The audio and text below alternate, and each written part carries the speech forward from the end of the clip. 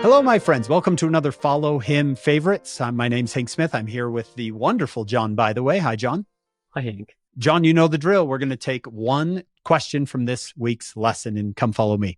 The question this week comes from these stories about Paul. Johnny is so bold in his testimony. How can we be more bold like Paul in sharing the gospel, in testifying?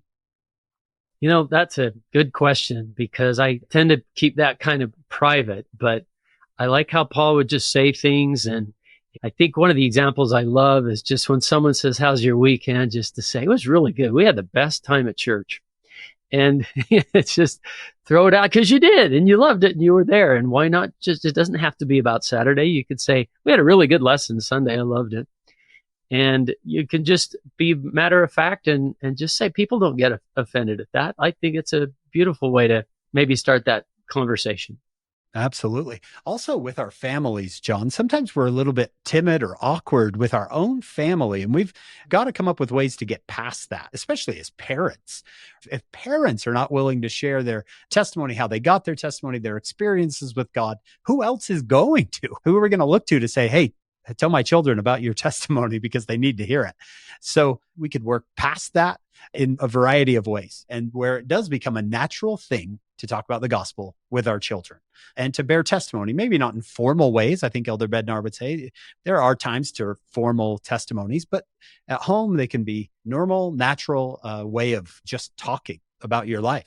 Oh, you know what you just said there? You say to your kid, "That reminds, what's that parable? It was about this and this." And boy, that's true. That's bearing your testimony right there. Yep. My wife will frequently say something will happen and she'll say, "There's a spiritual lesson in that." My kids will even do something and they'll say, "Let me guess, there's a spiritual lesson in this?" Yes, there actually is a spiritual lesson in this. That's one way of doing it. Yeah, and that's an occupational hazard that we have, Hank. We even see a movie that's about something else and have to pause it and go, "You know what that just taught right there? That was really good." Yeah. Yep. I remember doing that with Endgame. I said, one guy, Iron Man, one guy has to sacrifice himself so everybody else can live. And Jesus is the iron rod, right? And my kids are like, "Why'd you ruin it for us?" But this can be ways that we can be more bold.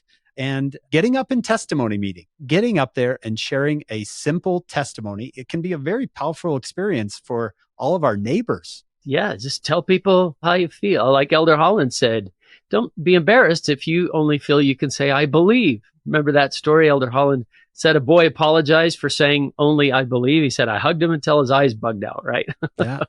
Yeah. Because belief is the basis of everything. And we don't let fear make decisions for us. If I'm sitting in sacrament meeting and I don't want to go up there and bear my testimony and it's all based on fear, then I can overcome that. And I can say, "You know what? I'm going to act opposite to fear and I'm going to go do it anyway. I'm going to feel the fear and do it anyway." We hope you'll join us on our full podcast. It's called Follow Him. You can get it wherever you get your podcasts.